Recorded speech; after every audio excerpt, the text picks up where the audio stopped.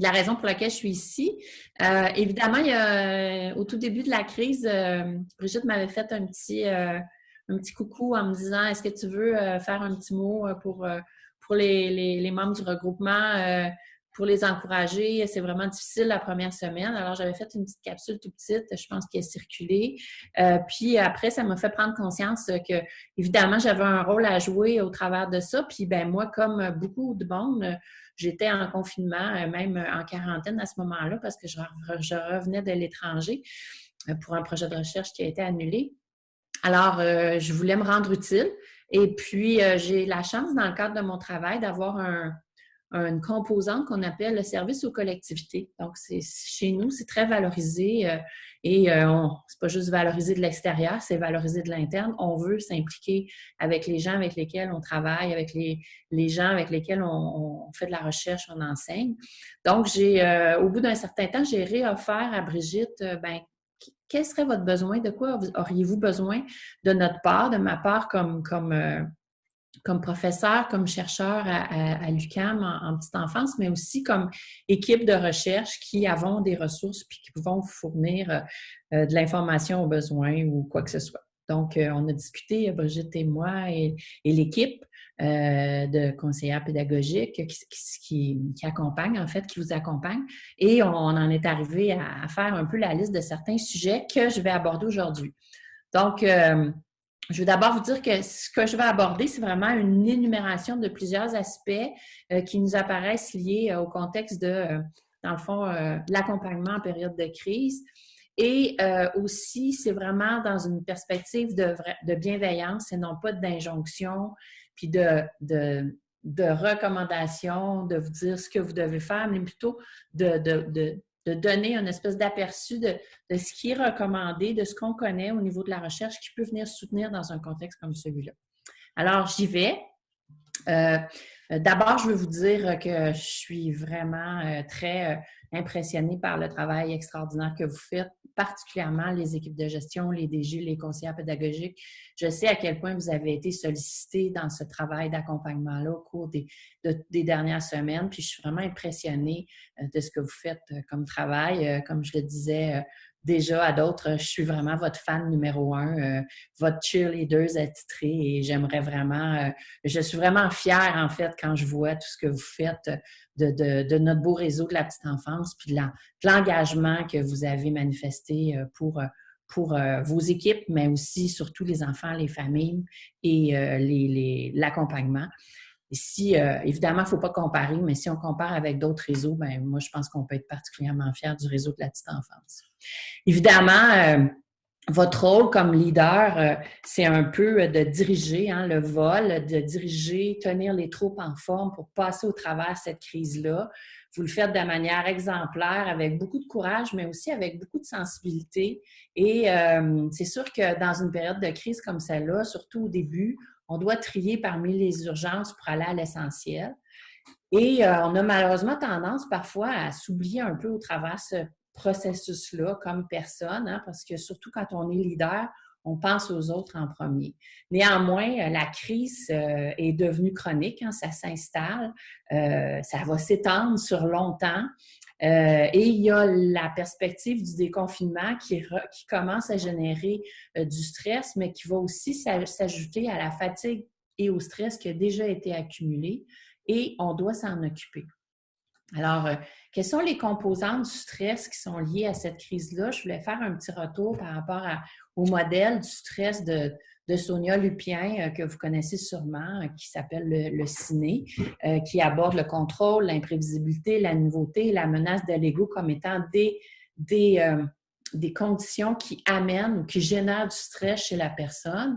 Peut-être un petit rappel de ce qu'est le stress. En fait, le stress, ça provoque une réaction physiologique dans notre organisme qui injecte une forte dose d'hormones de stress, entre autres l'adrénaline, le cortisol, dans notre sang pour nous permettre de combattre ou de fuir un stresseur ou une situation que l'on perçoit comme stressante. Sonia Lupien utilise beaucoup l'image du mammouth en disant « ça, c'est un stresseur réel, c'est un danger réel. » Il y a aussi des dangers qui sont perçus, qui ne sont pas toujours réels, mais ça provoque la même réaction, donc la même injection d'adrénaline qui fait qu'on est activé pour soit se combattre la situation ou fuir la situation.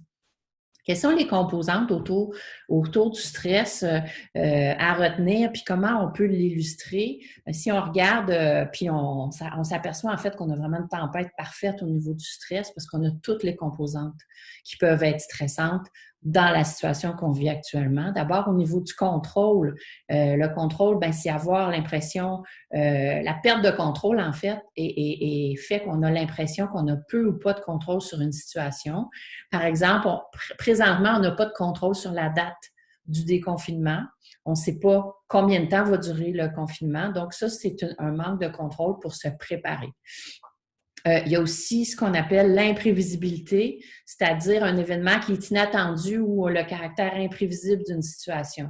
Donc, le moment du déconfinement peut être imprévisible, mais aussi tout ce qui est arrivé au début, tu sais, la mise en confinement, le déclenchement rapide des mesures de CPE d'urgence, c'est fait quand même de manière assez imprévisible. Et ça a généré aussi beaucoup de stress chez le personnel. Vous l'avez dit, beaucoup d'anxiété, beaucoup de peur.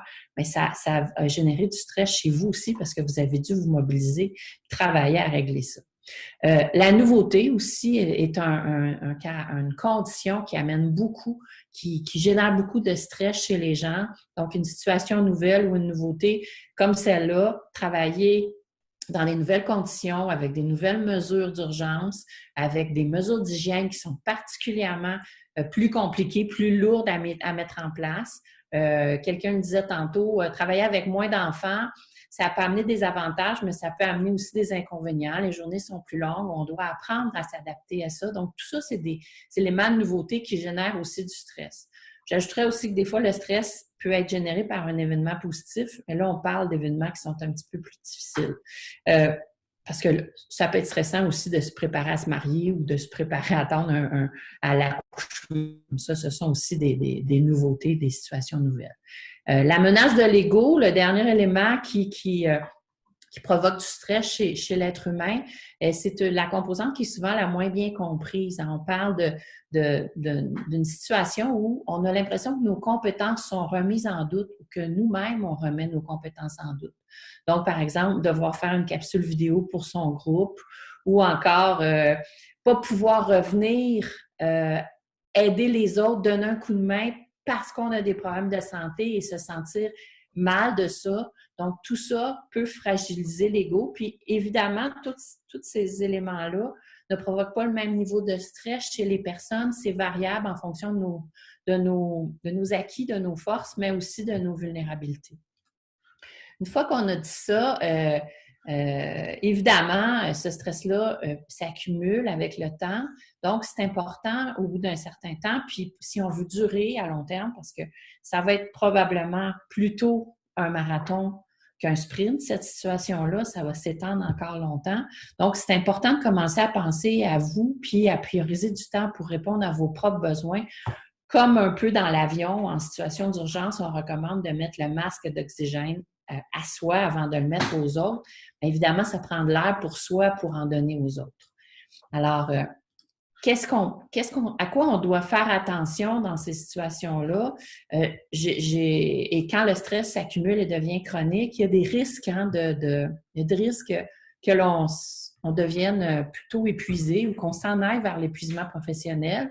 Donc, si on regarde certains modèles de l'épuisement professionnel que j'ai consultés, on parle généralement de 3 grandes composantes à surveiller qui peuvent nous donner des indices qu'on est en train de s'épuiser. Donc, la composante émotionnelle, la composante d'empathie, puis les composantes d'accomplissement. Je vais les présenter à tour de rôle.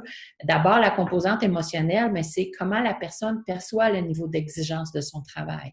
Donc, soit en tant qu'éducatrice, que conseillère pédagogique, que DG d'installation, que directrice générale, on peut avoir l'impression que notre travail, on le connaît bien, on le maîtrise bien, puis le niveau d'exigence est correct par rapport à ce qu'on est capable de donner comme engagement, comme investissement. Mais dans des situations nouvelles, comme celles qu'on vit, le niveau d'exigence peut devenir plus important et plus on perçoit que le travail est trop exigeant pour nos capacités, plus on est à risque de tomber en épuisement professionnel. Un autre élément dont il faut tenir compte, c'est la composante d'empathie. Donc, dans les modèles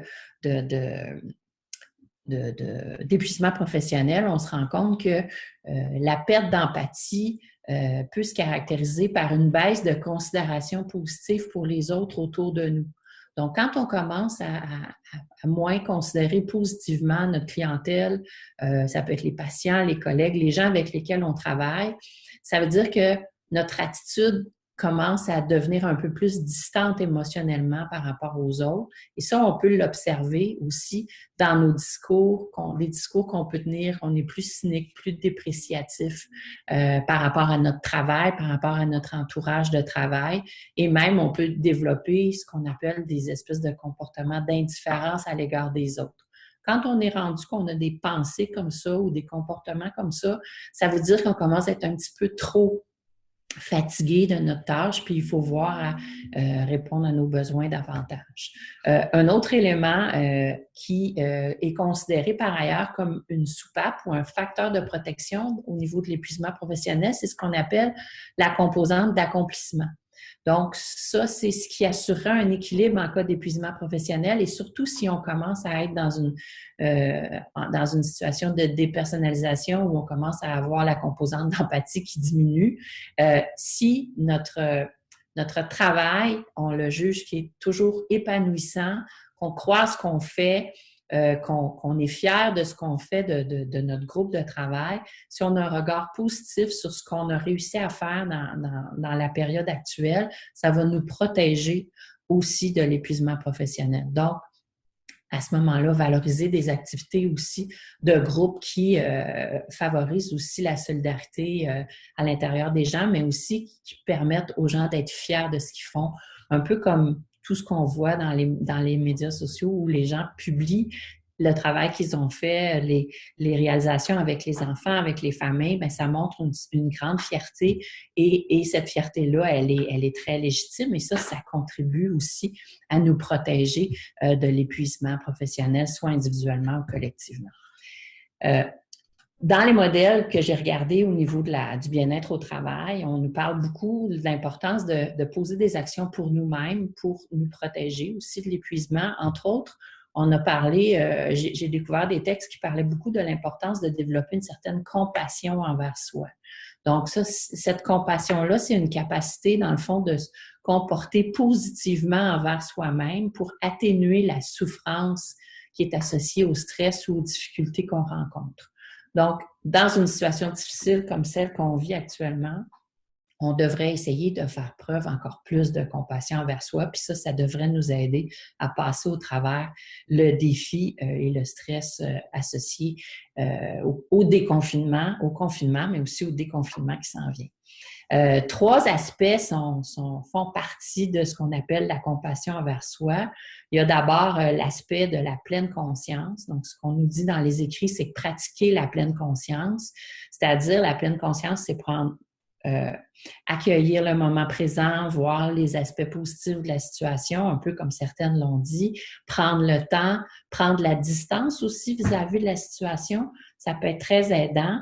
Et c'est par opposition à l'hypervigilance où on est un peu en situation de peur et de crainte à tout moment de différentes situations, comme un animal qui se promène dans le bois puis qui a peur de se faire attaquer ou qui est vigilant, on voit ses oreilles monter parce qu'il a peur. Bien, quand on est en hypervigilance, on est contraire à la compassion envers soi parce qu'on n'a pas le temps de prendre la distance puis on n'a pas le temps d'être conscient de l'ensemble de la situation. On est trop focusé sur les peurs et sur les difficultés. La pratique de la bienveillance envers soi est l'autre action à prendre pour développer une compassion envers soi. La bienveillance, c'est vraiment d'avoir une attitude positive envers soi, une attitude de non-jugement envers soi, envers le fait qu'on a des défis, on n'est pas parfait, il y a des choses qui nous dérangent, il y a des choses qui se passent pas de la même façon pour nous que pour les autres et éviter de se juger dans ces situations-là va nous permettre aussi d'avoir moins de difficultés à passer à travers. Il y a certaines personnes qui décident et qui ne se sentent pas capables d'aller travailler pour différentes raisons, parce qu'elles se sentent trop anxieuses, mais c'est important qu'elles pratiquent cette bienveillance envers elles-mêmes. Je le choisis et c'est pour moi que je le fais. Et je me juge pas plus faible que d'autres de faire ça, je m'accueille là-dedans. Donc, la bienveillance, c'est vraiment ça. Ensuite, le dernier élément qui favorise la compassion envers soi, c'est ce qu'on appelle se donner le droit à l'erreur face aux défis. Et puis, on en a beaucoup de défis actuellement dans le contexte. Vous avez dû vous adapter à plein de situations parce que ça a beaucoup évolué, ça a beaucoup changé et ça va encore changer. Donc, se donner le droit à l'erreur et partager les erreurs qu'on fait avec les autres peut nous aider à développer aussi de la compassion envers nous. Parce que l'erreur, c'est légitime, puis c'est même bien de faire des erreurs parce que ça nous permet d'apprendre. Si on n'essaie jamais rien, c'est sûr qu'on ne fera jamais d'erreur. Donc, d'autant plus quand on est dans l'action, comme vous l'avez été, on va faire des erreurs, on en a fait, on en fera, et c'est mieux que de se retirer et de s'isoler et de ne pas partager avec les autres, parce que le retrait, l'isolement, ça génère encore plus de stress et de difficultés. Donc, les 3 composantes à retenir pour la compassion envers soi, pratiquer la pleine conscience, pratiquer la bienveillance et se donner le droit à l'erreur à travers tout ça. Maintenant, depuis le début de la crise, vous avez été en mode résolution de problèmes. Vous avez beaucoup travaillé à accueillir, à gérer l'anxiété. J'ai beaucoup entendu de l'accompagnement très bienveillant envers votre équipe. Vous avez fait du mieux pour aussi leur donner des tâches, les occuper pour celles qui sont à la maison. Vous leur avez envoyé des liens vers des formations. Pour certaines, c'est probablement quelque chose qui est bien attendu puis qu'elles sont contentes de recevoir parce que ça les occupe, surtout après 6 semaines où elles ont probablement le goût de se remettre dans l'action. Toutefois, il ne faut pas oublier qu'en période de stress comme on vit actuellement, pour certaines, ça peut être difficile de se mettre en situation pour faire des nouveaux apprentissages parce que l'énergie est mobilisée pour survivre ou pour fuir. Donc, dans une situation comme ça, où les hormones de stress sont injectées souvent dans notre sang, puis ça peut fluctuer dans une journée, dans une semaine, ça peut aller bien, tout à coup, il y a une annonce du gouvernement, ça fait remonter l'anxiété, ça rebaisse. On voit ça sur les réseaux sociaux, là, actuellement, ça monte beaucoup au niveau de la peur associée au déconfinement. Donc, il ne faut pas oublier que ces hormones de stress-là, s'ils sont réinjectés dans notre sang, ça affecte beaucoup la mémoire. Et la mémoire, c'est un des outils principaux pour faire des apprentissages. Donc, pour faire un apprentissage réussi, c'est-à-dire apprendre des nouveaux contenus, ça prend du temps pour s'y mettre. Ça prend du partage de connaissances. Ça prend des échanges dans des activités d'intégration, puis ça prend des périodes de pratique. Donc, pour l'heure, ces conditions-là sont peut-être pas tout à fait présentes, surtout quand on parle aussi que la mémoire doit entrer en fonction. Donc, pour certaines, ça risque d'être plus difficile que pour d'autres. Et je vois dans vos propos que vous en avez tenu compte, vous n'avez pas mis de pression, vous êtes allé en vous adaptant à chacune. Mais ça souligne aussi que dans une période comme celle-ci, on doit mettre plus d'accent sur le soutien émotionnel que sur le soutien à l'apprentissage. Tu sais, si on se réfère au modèle du CLASS que vous connaissez sûrement, il y a le domaine du soutien émotionnel, le domaine de l'organisation du groupe. Vous avez travaillé fort là-dessus, puis il y a le domaine du soutien à l'apprentissage. Mais ça se peut qu'on doive travailler davantage le soutien émotionnel pour que les gens se sentent en sécurité affectivement autour de cette réalité-là et qu'on laisse un peu de côté le soutien à l'apprentissage temporairement pour y revenir peut-être plus tard. Les équipes sont encore en adaptation, puis une autre grosse période d'adaptation qui s'en vient avec le déconfinement. Donc, c'est un moment où on doit peut-être mettre la pédagogie entre parenthèses, puis se concentrer sur les besoins socio-émotionnels. Puis, un élément qui, moi, m'inquiète beaucoup plus pour le long terme, c'est la prévention de l'épuisement professionnel des équipes en général, des équipes de direction, mais aussi des équipes éducatives. Donc, le seuil de tolérance de certaines personnes est peut-être déjà dépassé. Il faut voir à ce moment-là les signes à surveiller que je vous ai mentionnés tout à l'heure dans les 3 grandes composantes là, de l'épuisement professionnel. Pour d'autres, c'est peut-être pas le cas. Donc, c'est important, je pense, d'être à l'écoute de tout ça, comme vous dites que vous l'avez été là, au cours des dernières semaines. Puis ça, c'est vraiment une grande force de leader d'équipe, d'être capable d'évaluer les besoins puis de juger du niveau de défi de chacune des personnes qu'on accompagne. Un autre élément aussi que je voulais aborder, c'est le fait que dans des périodes de crise, parfois, pour certaines personnes qui vivent la crise de manière plus aiguë, c'est possible que certaines personnes dans les équipes perdent certains acquis récents, des acquis que vous aviez mis beaucoup de temps à accompagner, à diriger en termes de peut-être comme une pratique de communication, en termes d'apprentissage, en termes d'attitude.